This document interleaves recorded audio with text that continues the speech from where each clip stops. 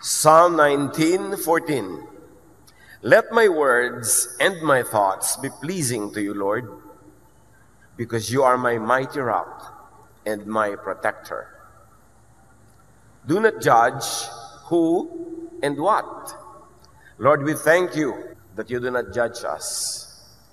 And we thank you that you've given us teachings that can become our guide, our light, our tool in making life better.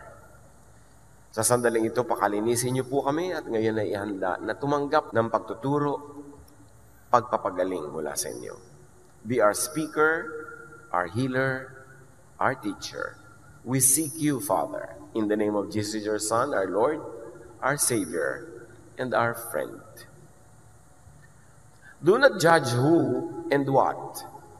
Hindi tayo aware, hindi tayo conscious that nearly every minute, every hour, meron tayong hinuhusgahan. At magandang i-challenge ang ating mga sarili ngayon to be aware and to be conscious. Matthew 7:1-2, Jesus says, "Do not judge, or you too will be judged. For in the same way you judge others, you will be judged. And with the measure you use, it will be measured to you." Huwag manghusga para hindi ka husgahan. Ang panukat mo sa panghuhusga sa iba, siya ring gagamitin sa iyo. And there's one other important teaching about judging others.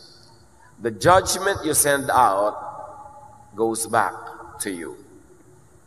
The measure you give is the measure you get. The label you give is the label you will get. And the punishment you wish for those who you judge will be the punishment you will get. Because you are always guilty of sin anyway.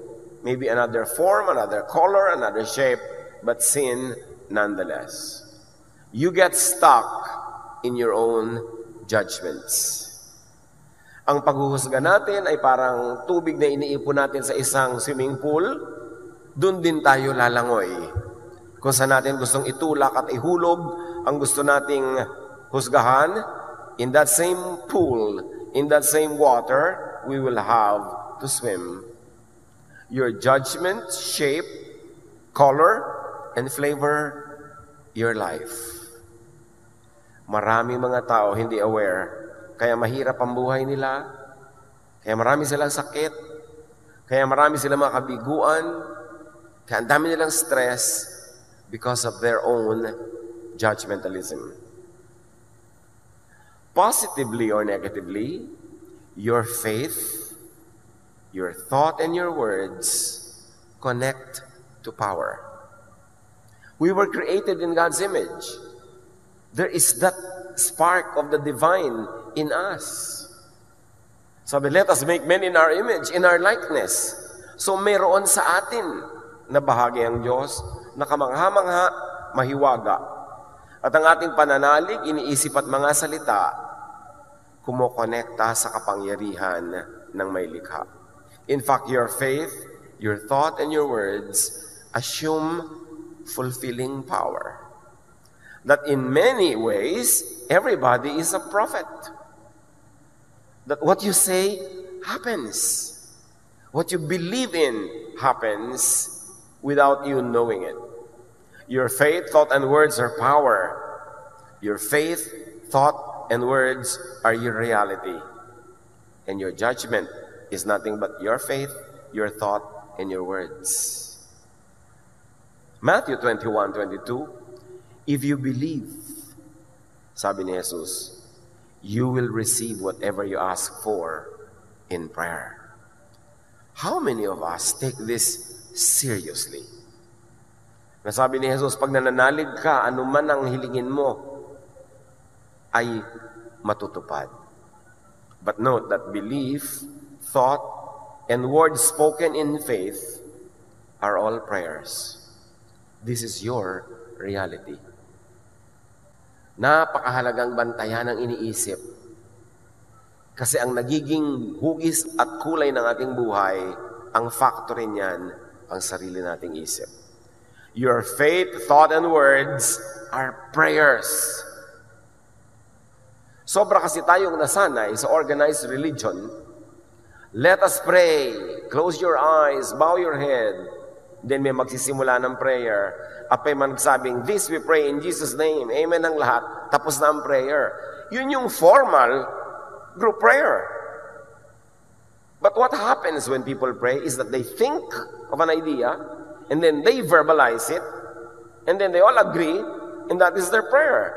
But with or without the opening sentence and the closing remarks, whatever crosses your mind is prayer. Whatever you think of is prayer. Hindi pinipili ng langit kung yung mga lumalabas sa iyong bibig at pumapasok sa iyong utak ay ika-classify as just a thought balloon, as a statement, as joke, as prayer. Basta tumawid sa iyong utak. In your mind is your door to eternity. It is our connection to timelessness and spacelessness. So in your mind, you're always praying. Kaya mga tao na po, ayan, magkakasakit na ako. Kakasakit nga. Magsisimula na ang ganito, magkaka-pollen season na, mag-allergy na ako. Nakakondisyon na siya. Sinabi na niya, nagiging prayer yon. Yun ang dapat nating gisingin ng ating utak. What is in your mind is prayer. Hindi kailangang i-label in Jesus' name. That your faith, your thought, and words have the same effect as prayers.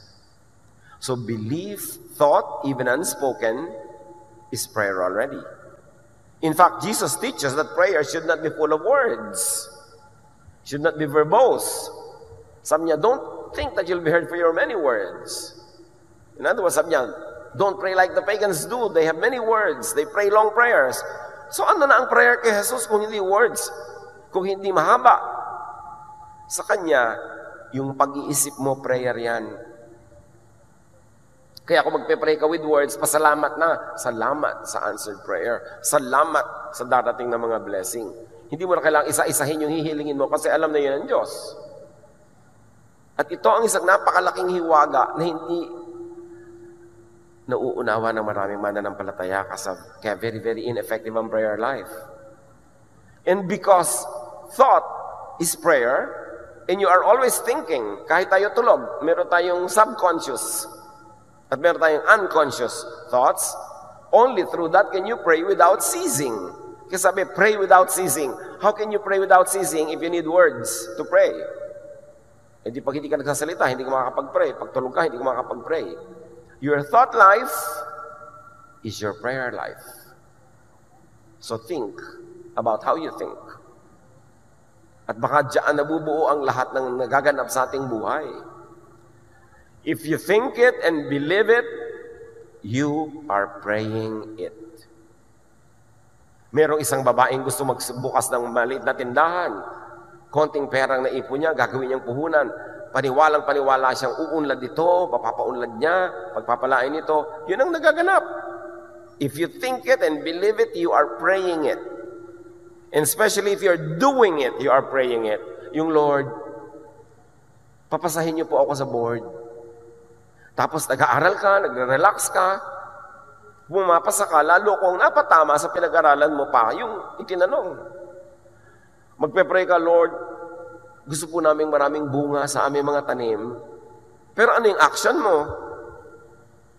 Fine-fertilize mo ba yung mga ugat ng halaman? Dinidilig mo ba yan? Inaalagaan mo? Tinatanggalan mo ng mga salot at peste?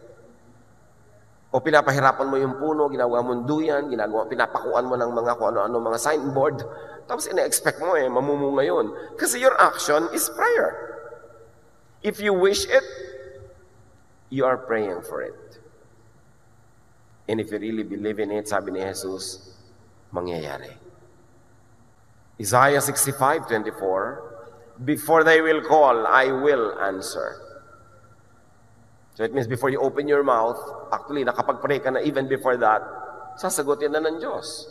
Luke 10:17, the 72 returned to Jesus with joy and said, Lord, even the demons submit to us in your name.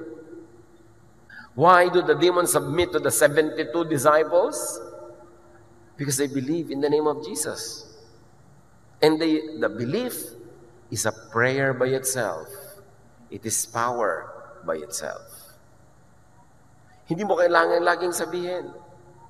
Ngayon, kung hindi ka naman naniniwala, pray ka ng pray, sa palagay mo may mangyayari. Yung nasa isip mo at nasa puso ang nadidinig ng langit, hindi sinasabi ng nguso. Kaya napaka-importanting iisa ang iyong damdamin at iisa ang sinasabi mo sa prayer. Kaya kung minsan, mahirap din sa public prayer, yung nililid ng leader, hindi naman yun ang gusto mong ipanalangin, so paano yan? Hati ka. Paano magiging isa? But when 2 or 3 are gathered in His name, He is there. Mahalaga yung agreement. And even in your own person, dapat hindi ka hati. Kasi kung minsan 2 ka, 3 tao sa loob ng iyong sariling pagkatao, sabi niya, don't ever expect that a double-minded person will receive anything from the Lord. Ngayon, tungkol tayo sa judgment. A judgment is a thought. And if you judge it, therefore you think it, therefore you pray it, and Jesus says you attract it. Because with the same judgment you pronounce, you will be judged. So the judgment you give to others is the same judgment that you are attracting to go back to yourself. Mamatay na sana siya. Yung ganun mga prayer, malugi sana siya. Masama siyang tao. Ganyan. So, bumabalik sa'yo lahat yung mga judgment na yun. Yun ang hiwaga. Mahirap ipaliwanag, pero sabi ni Jesus, the judgment you give is the judgment you get. The measure you give is the measure you get. Your judgment and label on others become them and become you. Yung mga magulang, bata pa lang yung anak, ako, mahina ang utak nito. Walang mangyayari dito. Ganun na nga ang nangyayari doon sa anak. Hinuhusgahan agad nung magulang mismo sa sariling anak. Naku, anak, yung papakasalan mo, mababae yan. Huhusgahan na agad nung bibiyanin. Hindi tayo nag-iingat na yung sinasabi at iniisip natin ay panalangin. At kahit hindi ka banal, nadidinig ang iyong panalangin. Basta pumasok sa iyong isip. Marami mga naglalarong tanong sa ating isip kung paano yun, paano yun, paano yun. Hindi nyo kayang masagot lahat yan. Pero ang mahalaga, begin with the fact that Jesus said, with the judgment you pronounce, you will be judged. The people you judge as bad could really become or remain bad to you. For you. Kahit maging good sila sa iba, yung judgment mo ang babalik sa'yo, they will be bad to you if they're not bad yet, or they will remain bad to you if they already are. Dahil yun ang curse na ibinibigay mo sa kanya. Because a thought is also a curse. Ang daming negative energies na dumadaan sa ating katawan, kaya ang dami-dami natin mga karamdaman. Ang dami-dami natin mga kabiguan, ang dami-dami natin kaguluhan. Because the people you judge as bad could resurrect, revisit you, even through other persons, through other events. And they become bad too, and for you, over and over and over. As you continue to judge and judge and judge that person the same way. Sabi ni Solomon, Ecclesiastes 1:9, what has been will be again. What has been done will be done again. There is nothing new under the sun. Because when you judge a person, you begin a cycle of energy that goes to the person, then returns to you. And it keeps on going around until you break away from that cycle. Kaya mga nag-aaway, lagi nag-aaway. Bakit yung babaeng lagi nabibigo sa pag-ibig? Bukas siya na naman ang bigo. Next week siya na naman. Paulit-ulit. Meron siyang paulit-ulit na iniisip na siyang nag-i-induce sa lahat ng mga bagay na ito na magpaulit-ulit sa kanyang buhay. Bakit yung nawawala ng cellphone nung pinsan, laging siya? Pag may nawala ng cellphone, siya yun, paulit-ulit. Bakit ito? Kahit ilang puhunan na ibigay mo, laging lugi ng lugi ng lugi. Bakit may cycle sa buhay natin? Inuulit kasi ng utak natin yung climate that creates that. To change the world, to to change how the world deals with you, first change your thought, your belief, your word, your prayer about the world.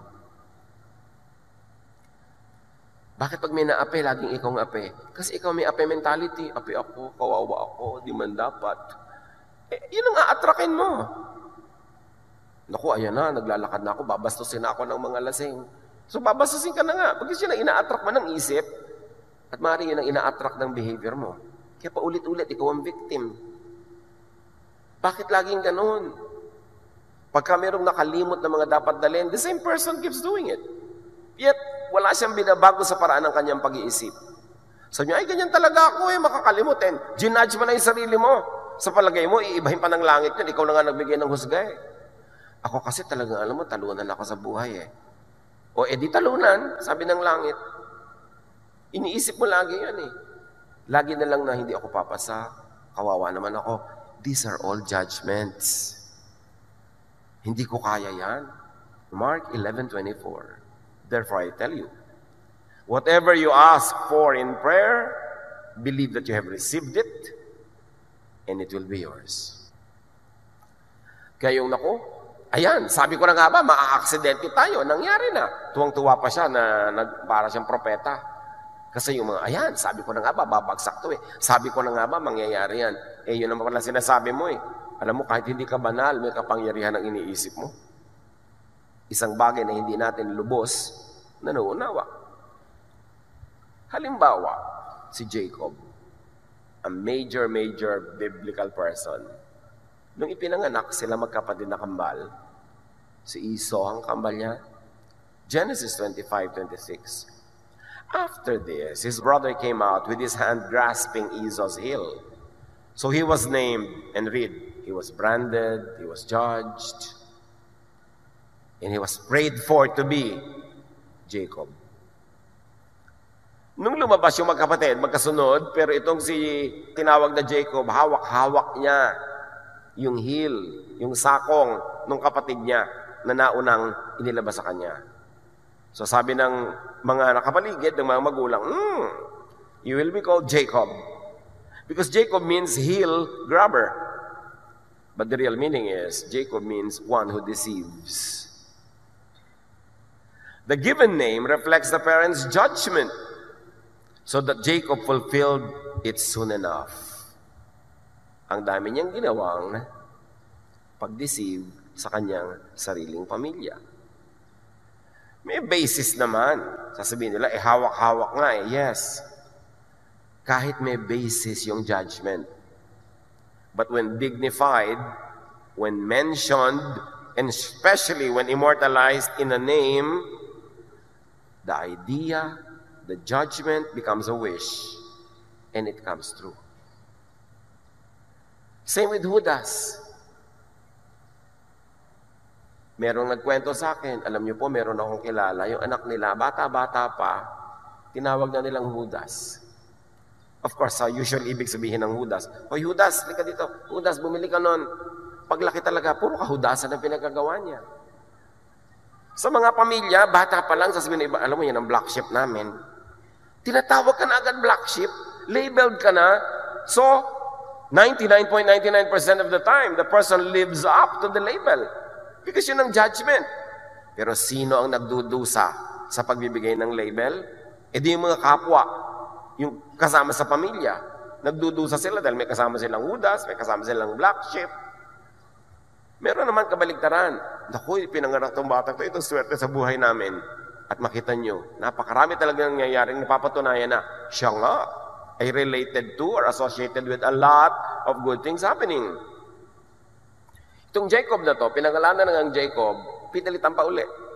Genesis 32:28. Then the man said, your name will no longer be Jacob, but Israel, because you have struggled with God and with men, and have overcome. At ganun nga ang nangyari, because Israel means he struggles with God, or God struggles with him. Soon the nation named Israel was always struggling with God, or God struggling with this nation. Tinawag ng ganun. Change in the man happened as his name was changed. Kaya may mga iba gustong palitan ng pangalan ng Pilipinas eh. Kuminsan meron din naman katuwiran. Kasi Pilipinas, kasong Felipe, nahari ng Espanya nung natuklasan nila mga pulo na ito, kanilang sinakop. But Felipe also means lover of horses. So yung mga Pilipino are lovers of horses. O kaya, ang nagiging ibig sabihin, lovers named after the man who is a lover of horses. Whatever it means, that's why some people like to change the name. And I'm not here to vote yes or no. But the point is, yung pangalan talaga, kaya mga ibang bansa, nagpapalit ang mga pangalan nila pag naiba na lang yung kailang filosofiya, yung iba politics nila, yung kanilang mga paniniwala bilang isang bansa. Kasi yung pangalan talaga. May mga nanay naman na kung ano pumapasok sa utak nila, isinilang ang bata, papangalang Sipoteka. Ha? Paano i-spellin ng Sipoteka? Meron namang Heterobasidyo. Ha? Anong klase mga pangalan nito? So yung mga iba, nagpapalit pa ng pangalan nila legally pag matanda na sila kasi nahihirapan sila doon sa pangalan nila. May mga tinatawag, princess. Alam nyo, hindi ko mo itinawag, gagaganap ha? Kasi kung talagang hindi ka tanggap-tanggap sa kalikasan, iko-correct nila yon. Kaya princess, labas na anak, nag-aabang ka talaga ng princess ang lalabas, kung minsan nasa shock ka sa lumabas, sa iko-correct ng nature, hoy, hoy, hoy, hoy, mali ang pagtawag mo. May mga tinatawag na Venus, Adonis, ang taas tuloy na expectation mo. Diba? So, yung pagpapangalan is a very, very sensitive business. Because judging yan. Sometimes the judgment is so wrong and presumptuous that it gets corrected dramatically, tulad ng sinabi natin. Meron naman talagang mga tinawag ng anak, pagkapanganak lang, ang tawag scientist. Kasi matalino yan, tatalino yan. Ang hirap tuloy patunayan habang lumalaki na yung bata. Because that also is a judgment and an imposition.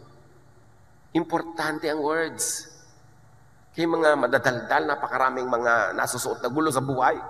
Di nila alam bakit lagi silang naaaway, lagi silang nasasangkot sa magulo. Kasi madaldal.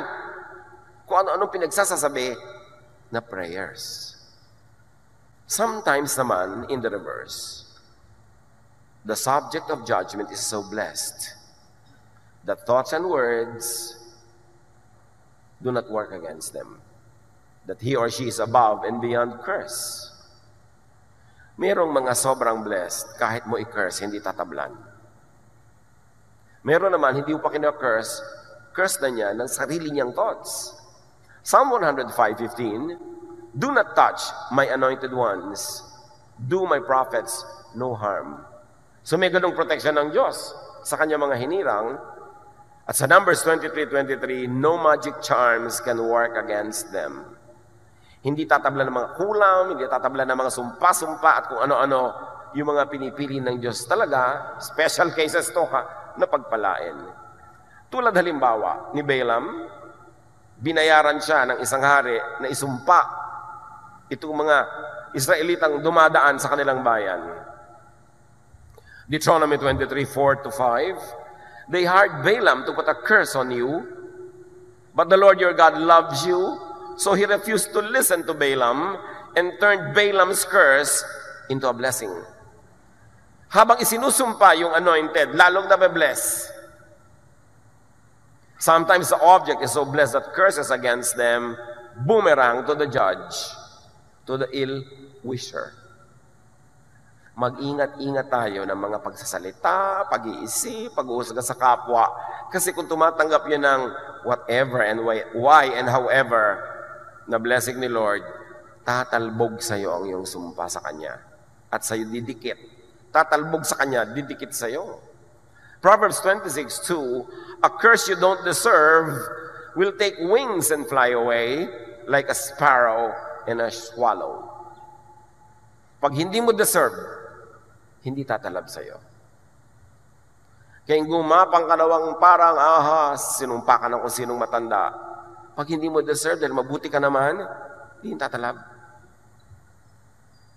Pastor, ito pinakamadalas itanong sa akin, ha? Tatablan po ba ako ng kulam? Itanong nyo nga sa katabi nyo, tatablan ba ako ng kulam? Huwag mo naman akong kukulamin, ha? Di ba? Ang sagot, kung deserving ka, tatablang ka. Kung hindi, ano man ang gawin nila, walang talab yan. Dapat peaceful ka. Sino ang tinatabla ng mga ganito? Yung mga dalahira, yung mga chismosa, yung mga magugulo, mga palapintas, mga mahilig mang-away, mang-agaw ng hindi kanila. Kasi may kakapitan ang evil spirits. Pag ibinato sa kanila, may kakapitan, hindi dudulas, hindi mahuhulog. Pero kung malinis ang iyong puso, hindi ka tatablan yan. Wala kang dapat alalahanin. Hindi mo kailangan magkwintas ng kung ano-anong proteksyon. Ang proteksyon mo, yung puso mong malinis. Yung makadiyos mong ugali, ang iyong kabutihang asal, yan ang proteksyon mo. Pero, yung mga gumagawa ng gulo, Psalm 7:16, the trouble they cause recoils on them. Ang mga gulong niluluto at nililikha nila, bumabalik sa kanila. Mag-isip-isip tayo mga kapatid kung bakit laging magulo ang buhay. Kung ikaw ito, nawa hindi. Kung bakit laging may kabiguan, laging merong pain. Baka ikaw ang gumagawa niyan, hindi mo lang alam. Sa iyong thoughts. Pag inggitera ka, yung kinakainggitan mo, payaman ang payaman. At ikaw, pahirap ng pahirap. Pag-isip ka. Pagka lagi ka na lamang na tumitingin sa iba at iniisip mo, dapat wala sila nun, dapat ako meron nun, hindi mo napapansin, lalo ka nawawalan. Their wishes, boomerang to them. Bumabalik. Beware of predictive judging, of verbalizing, judging nature. Yung mga tinatawag na masungit ang panahon, paano naging masungit ang panahon? Masama ang panahon. Walang masamang panahon. Lahat ng panahon mabuti. Wala ka lang sa lugar kaya ka inanod. Dapat wala ka doon. Pag kumukudlog, kumikidlat, na-charge ang electrons ng buong atmosphere. We need that. Huwag ka lang magpakalat-kalat na namamayong ka pa ng metal. Tatamaan ka ng kidlat. Hindi masama yung kidlat. Masama ang pwesto mo. Yung mo, naku, masama ang panahon. Delikado ang panahon. Sabi nga ni Jesus, if you have faith, tell this mountain to lift itself, and it will. Sumusunod ang panahon sa salita mo, sinabi mo ng masama, sabi ng panahon, masama pala ha. Hindi masama sa'yo. Pero sa iba, mabuti. Gusto mo magpakasal, panahon ng bagyo. Naku, masama ang panahon. Masama pala ha, sabi ng panahon. Ito ngayon, bumabagyo sa kasal mo, sa'yo lang masama. Pero tuwan-tuwa yung farmer. Ang buti-buti naman ang ulan. Diba? Kasi depende yun kung nasan ka, kung anong ginagawa mo, nasa timing ka ba, nasa lugar ka ba. Beware about judging things. Malas naman ang bahay na ito. Yung ganon. Ayoko tumira dito, malas. Kaya nagkakanda malas ka. Yan na-judge mo Malas pala ha. Sabi ng bahay. Naku, yung bahay na yan, haunted yan. May mga multo dyan. Sabi mo, paano ko kung may basis? Di nga, kanina pa natin pinag-uusapan, may basis. Kahit may basis, huwag mong isipin. Huwag mong banggitin. Kasi lalo mong i-reinforce. Yung ba kung minsan, parang nakakatakot na ang nangyayari, may magsasabi pang, nararamdaman, di ba nararamdaman ko? Natatakot din ba kayo? Kaya lalong nagiging nakakatakot because you honor it with your words. Pag may bad behavior ang isang tao, hindi na napansin ng iba, napansin nyo yung kilos niya. In-honor mo with your words, kaya lalala yun. Kaya, sabi ganoon, ang tunay na makadiyos sa tao, maraming pinapalampas, maraming hindi na tinitingnan, maraming hindi na inuungkat, hindi sinasabi. Because when you verbalize it, you honor it. You give it a name. You give it space in your life. Bawat thought ay prayer. Tamo si Jesus, nung sinabi niya, nawa, huwag ka nang mamunga muli. Sabi niya sa fig tree, kinabukasan looy. Si Jesus yun. May dahilan siya para sabihin yun. Pero tayo wala dapat ganon. Huy, ba't may ganyang kang halaman sa bahay mo? Malas yan. Ginudge mo na. Pwede kang may malasin. Ikaw. Yung mga iba dun, pwede hindi sila tablan nun. Pero ikaw ang may sabi, sa puso mo may space, sa'yo maglalanding. Tulad nung pinapakain si Pedro ng mga unclean foods by the tradition of Israel, unclean. Acts 10:15, sabi ng Diyos, do not call anything impure that God has made clean. Marami tayong ganyan ginajudge. Hoy, tumutugtog pala sila ng drum. Demonic yun. Ginudge mo na yung drum. Dinyat mo na yung tugtog. Ang dami-dami ng mga Christian na tinatawag na demonic. Hindi naman. Kaya sila pinamumugaran ng demons. Kasi wala silang inuungkat, iniisip, hinahanap, hinahalungkat, kundi demons. Di yun ang prayer mo, yun ang gusto mo, pupuntahan ka talaga. Do not judge places. Yun na lang isang kanta natin, paborito ng lahat ng nagpoprotesta. Yung bayan kong Pilipinas, pugad ng luha ko't dalita. Pambihira namang judgment sa sarili nating bayan yan, talagang pugad ng luha at dalita. Kaya ang nangyayari. Bakit hindi natin sabing pugad ng mga tubo at mga negosyo? Bakit kailangan ng pugad ng luha at dalita? Yun ang paulit-ulit, kasi yun ang lagi natin kinakanta. And songs are prayers. Because they are thoughts. Do not judge events. Ay, pupunta ka doon, boring yun. Ginudge mo na. Naku, worthless yun. It will not work. It will be a failure. Sasabihin mo, paano ko talaga pong historically may basis? Yun na nga pero gusto mong palitan yung history, palitan mo yung thoughts. I-bless mo, huwag mo i-curse. I-pray mo na, the Lord is going to work mightily and we believe that there will be great changes. Hindi, naku, wala nang nangyayari dyan. Paulit-ulit lang yan. Yun ang nangyayari tuloy. Maraming churches, pag magpipreach na yung pastor nila, sabi lang, eto na naman, same old banana. O di, same old banana talaga lagi ang nadidinig nila. Hinuhusgahan na agad.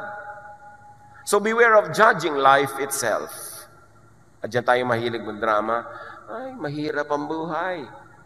Sabi ng buhay, mahirap pala ha. You know what will happen next. Naku, malas ako. Lagi akong lugi.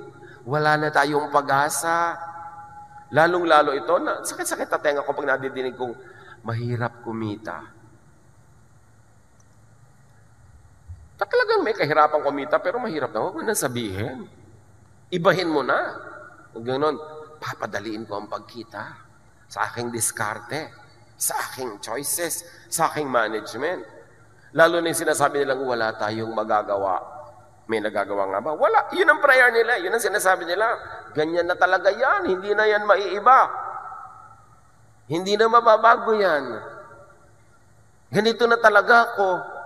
Mga salita na dasal. And do not judge persons or personalities. Mga ethnic identities, nationalities. Gusto mo, ay naku, pagka-driver, babaero. Yung may mga gano'n tayo, pagka marino, naku, ganyan. Pagka may nunal, ay. Di ba? Depende pa kung nasan yung nunal sa likod, nunal sa paa, nunal sa pisngi. Natuhusgahan mo na yung tao. Anak, kung pakasalan yan, may nunal sa pisngi. Di ipatanggal na lang po natin ang pisngi. Diba? Di kalahati naman ang mukha niya, anak. Pumili ka na lang ng iba. Ba't di mo sabihin, the Lord is going to change the life of this person and we will be supportive and we will help. Hindi ganun. Yung mga iba pa, laging, ang Pilipino, ganito, ang Pilipino, ganun. Sobrang laitin ng bayang Pilipinas. Siguro, hindi pa nakakakita ng ibang lahi. Pag nakita nyo yung mga ibang lahi, pare-pareho lang. Iba-iba lang ng degree. Meron pa, naku, pag maitim ang gilagid, diba? Ganito ugali niyan, bla bla bla. Judgment. At natutupad. At kadalasan, ang pagkakatupad noon sa'yo, alam mo, pag maitim ang gilagid, ganito ugali, kadalasan, ikaw lang yung tatanggap na ganun ugali, yung iba naman, hindi. Sabi nga ng iba, paano kung totoo naman talaga at obvious at observable? Paano kung proven track record? Kaya ako nga nasasabi to dahil marami ko nang na-observe. Still, do not dignify, do not verbalize, do not predict the negative. Whenever you think it, whenever you say it, you empower it. The power of the spoken word. God said, let there be light, nagka-light. Sabi ni Jesus, bumangon ka dyan, bumangon. And there is this divine in us, kahit hindi tayo deserving. There is this still unknown and misunderstood power that resides in our humanity because we were created in God's image. So ingatan. We are custodians of power, the power of thought and the power of words. Reverse. Change the negative into positive with your thought, which is really your faith. And with your word, which is really your prayer. Sabi sa Proverbs 4:23, more than anything, you guard, protect your mind, for life flows from it. Ulitin, basahin nyo. More than anything you guard, higit sa anumang binabantayan mo, bantayan mong isip mo. Kasi ang buhay, diyan nagmumula. Diyan dumadaloy. Diyan dumadaloy mula sa isip mo ang kasaganaan o kasalatan, ang kapayapaan o gulo, ang katahimikan o away. Ang buhay mo, ang korte, lasa, flavor, kulay ng buhay mo, galing sa iyong utak. Hindi ka biktima ng iba. Kung victim ka man, victim ka ng sarili mong pag-iisip. Life flows from your mind. Because your mind is the home of thought. And thought is what connects us to the power of the divine. Mark 11:24, therefore I tell you, whatever you ask for in prayer, believe that you received it, and it will be yours. So mag-ingat-ingat kayo sa mga pinagdarasal nyo. Kasi ibibigay. Alam ba natin kung ano magiging bunga ng mga pag natupad ng dasal? Payamanin niyo po ako. Alam mo ba talaga kung saan ka dadalhin ng yaman kung yayaman ka nga? Mag-ingat-ingat. Mark 11:23, truly I tell you, if anyone says to this mountain, sabi ni Jesus, go, throw yourself into the sea, and does not doubt in their heart, but believes what they say will happen, it will be done for them. Nakakita na kayo ng mga taong visionary, ang vision nila kakaiba, hindi karaniwan, hindi ka paniwala, pero paniwalang-paniwala sila sa vision nila, samahan mo man sila't hindi, tulungan mo o maging sagabal ka, gagawin nila, nangyayari. Nababago ang mundo, maraming dakilang bagay ang nalilikha ng taong naniniwala sa sarili niyang vision. Because when you believe it, you make the material world bend to make it happen. Yun ang power ng thought. And words are prayers. And because they are prayers, they have consequences. Positive or negative. Matthew 12:36, but I tell you that everyone will have to give account on the day of judgment for every empty word they have spoken. Empty meaning careless, mindless. Why? Because such words could cause calamity. Sabi ganoon, sa bawat gulo, hirap, dusa na nilikha ng iyong salita, mananagot ka. Everyone will have to give an account on the day of judgment for every empty word they have spoken. Thought and spoken words have consequences.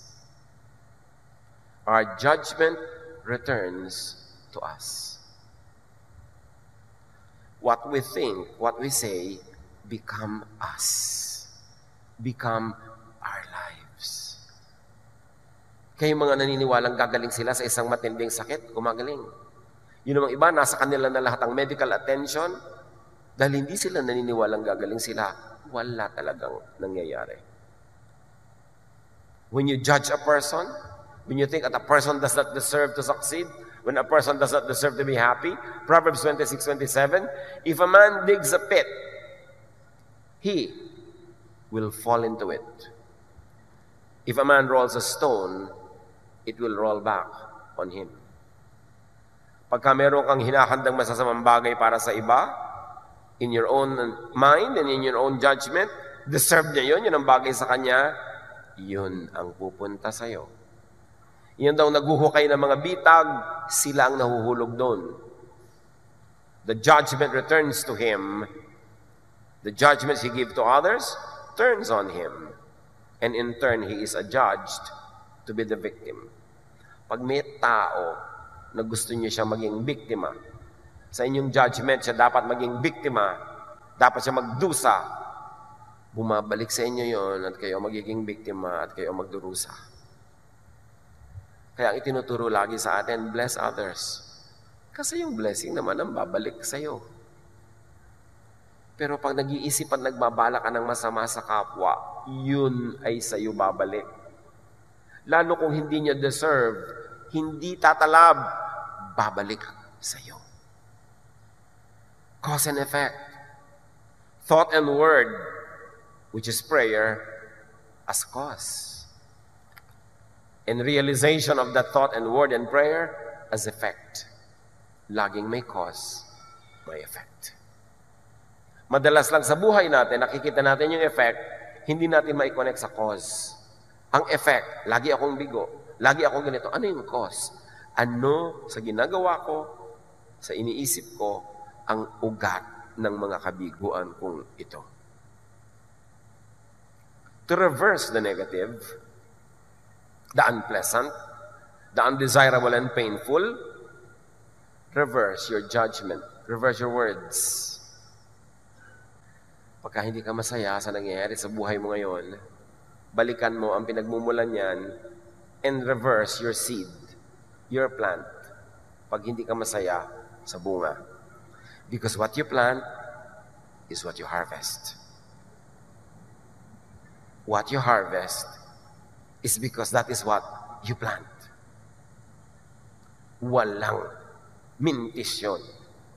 Dapat nating angkinin ang pananagutan kung hindi maganda ang bunga, kasi tayo rin ang may tanim. Nobody is a victim of another person. Lahat tayo nakaharap sa Diyos, mananagot mag-isa sa Diyos sa mga ginagawa natin. At sabi nga, batayan mo yung utak mo kasi diyan nagmumula ang buhay mo. O ang utak ng tamad, don't tell me na aasenso yan sa buhay. Yung utak niya, utak tamad. Lagi wala na naman tayong pera. Kulang na naman natin budget. Kulang na naman. Tingnan mo naman ang buhay mo, ang tamad-tamad mo. Paano ko po dadamihan ng pera? Diyos ko, paulanin niyo po ng pera. Hoy, baguhin mo pag-iisip mo, magsipag ka. Gusto mong mabago ang bunga, baguhin mo yung tanim. Tapos 30 taon na, 50 taon na paulit-ulit na wala kang kapera-pera, pero ang dami mong free time. So, sino nang may kasalanan yan? Ang mundo? Ang mga Hapon? Si Magellan? Ganyan ka kasi mag-isip. Pag nagkapera, gusto bumili ng magandang ganito, magandang ganon, hindi isipin, magtitinda nga ako ng banana Q. Sa 2,000 ko na ito, bibili ba ako ng sapatos o isang kawali, isang kusinilya, isang piling na saging, ititinda ko sa kanto, yung puhunan ko kaninang 500, magiging 900 na yon. Libre pa merienda ko. Pag ipinanganak ka mahirap, di mo kasalanan. Pero sa haba ng buhay na ito, namatay ka pa rin mahirap, don't tell me na wala kang pananagutan. Don't tell me na isinilang ka, sabi ng Diyos, ang assignment mo, anak, maging mahirap. Walang ganon. Yung pag-iisip natin ang dahilan kung bakit tayo ganito ngayon.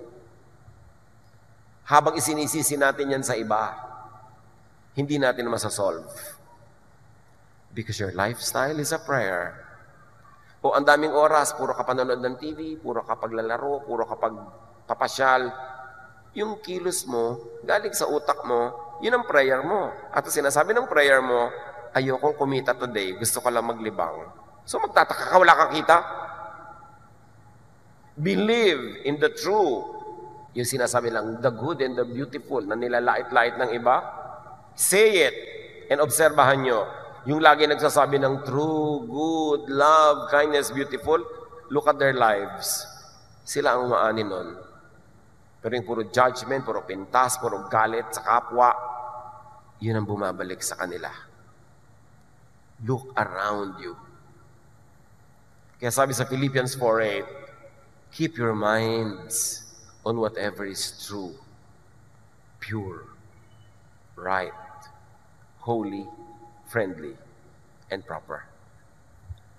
Don't ever stop thinking about what is truly worthwhile and worthy of praise.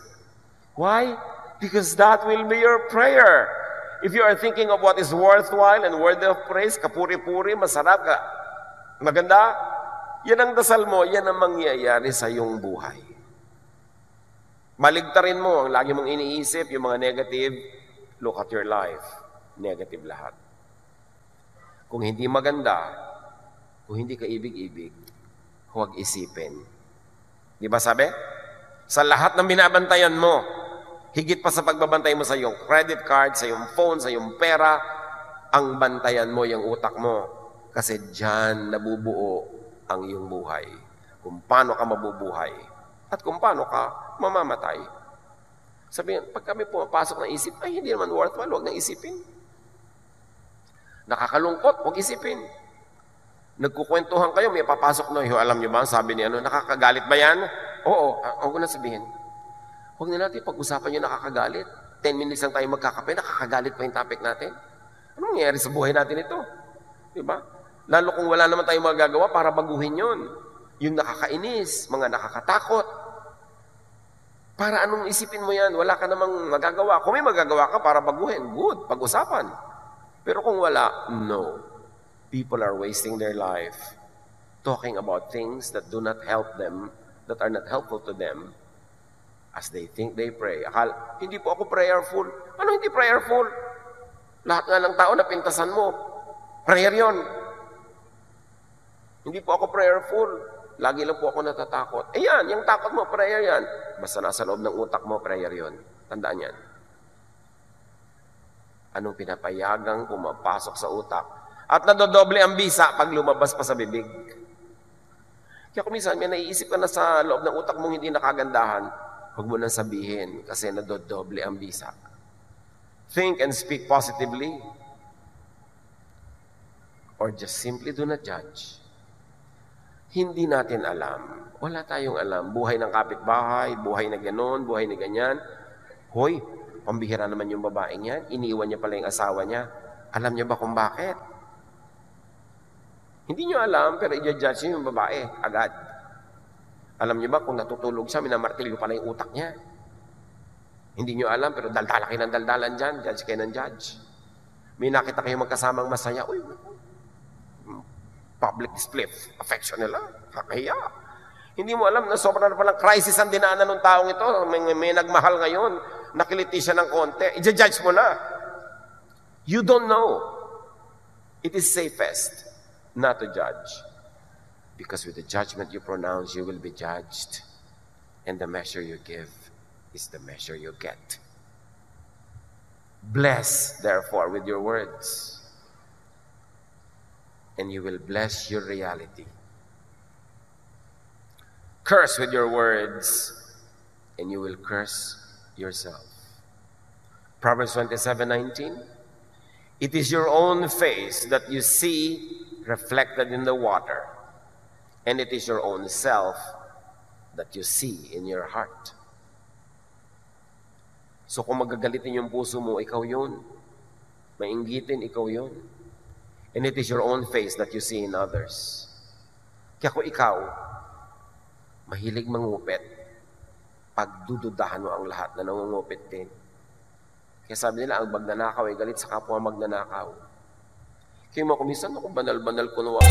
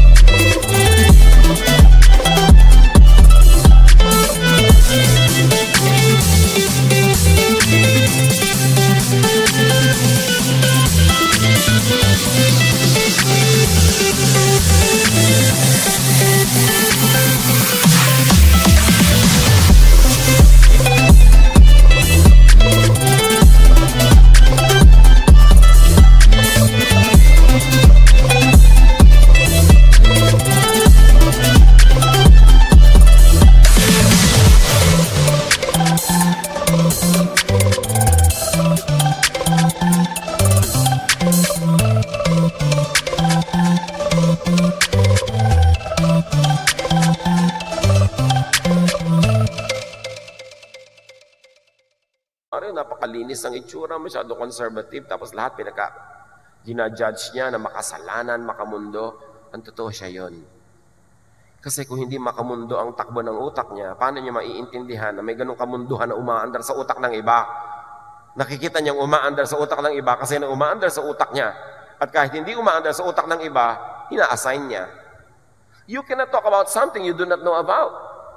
So kung wala kang ganitong mga desire, hindi mo pwedeng assign sa iba na may ganun siyang desire because you don't even know that there's a desire that exists. The judgment you pronounce on others is a judgment on yourself. You are projecting yourself on others.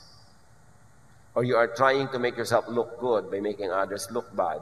Still, it's a judgment on you. So do not judge. Do not pronounce or verbalize. Do not make room for and do not dignify what you do not want to have and to be. Yung ayaw mo mangyari sa buhay mo, huwag mong i-assign sa iba. Yung ayaw mo para sa iyo, huwag mong ibigin para sa iba. Matthew 7:12, so in everything you do, do to others what you would have them do to you. And if we're going to modify that, do to creation what you would have creation do to you. Give, do, think what you want to receive. Yung gusto mong sabihin sa iyo ng kapwa, yun ang sabihin mo sa kanya. Yung gusto mong sabihin tungkol sa iyo, yun ang sabihin mo tungkol sa kanya. Think of creation as you would like creation to think of you. Say to creation what you want creation to say to you. Therefore, be godly, be wise. And the godly and the wise, 1 Corinthians 4:12, when we are cursed, we bless. When you are cursed and you bless, you are godly. No.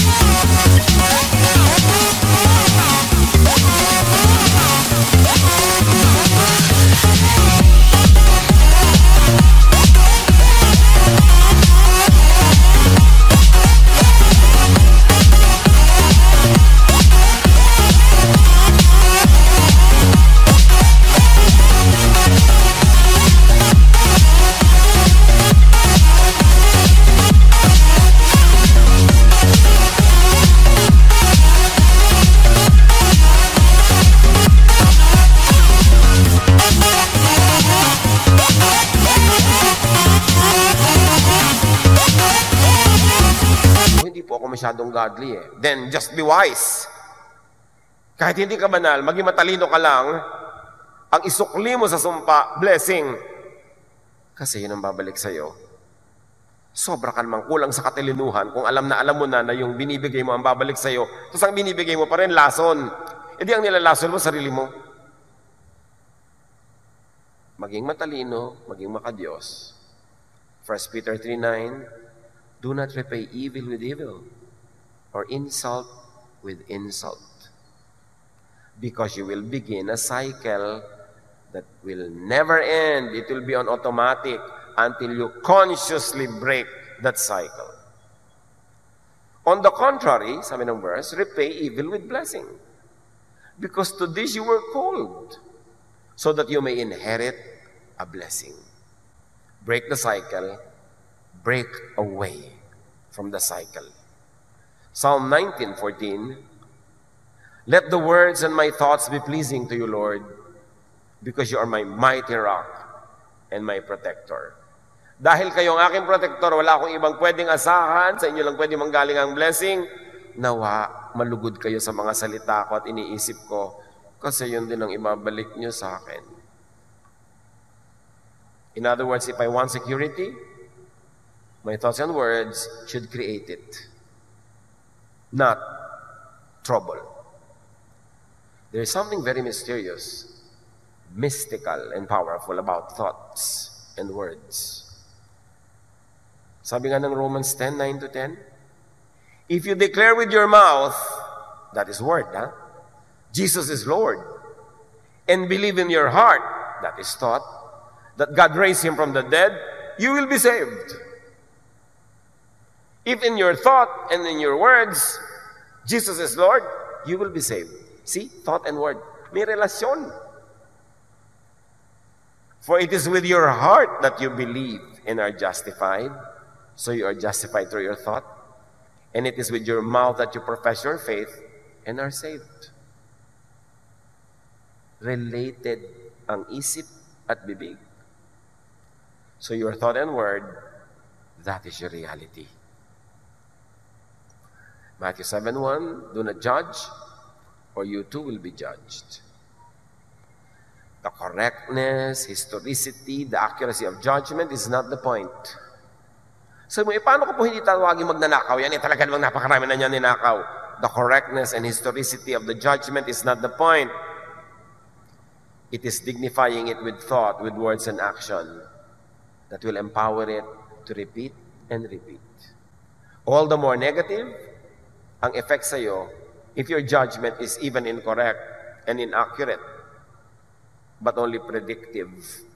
Yung wala ka pang basis, sinasabi mo na agad, walang kwenta yan. Lalong masama ang effect nun kasi hindi wala kang basihan. Matthew 7:2, for in the same way you judge others, you will be judged. And with the measure you use, it will be measured to you. The way to being blessed is to first be a blessing to others. When you are a blessing to others, hindi mo kailangang problemahin how you will be blessed. The way to being judged and cursed, to being disadvantaged, is to first judge and curse others. The best protection for yourself from trouble is to not cause trouble to others. The best protection from curses is to not curse anyone. What you send to the heavens in thought and in word comes back to you. COD. May bayad ka pa sa delivery. So tiyakin mo that what you send out is what is true, what is good, what is meaningful, what is beautiful, worthwhile, what is loving, what is kind, because that is what you will get. Lord, teach us to discipline our minds, to be watchful of our thoughts, and especially of our words. Pagbulay-bulayan natin ito, hanapan ng napakadaling hanapan na application sa ating behavior, sa ating buhay araw-araw. Lord, continue to deal with your people. Enlighten us to make very practical applications of this very important revelation from you. Be with the Lord in silent reflection.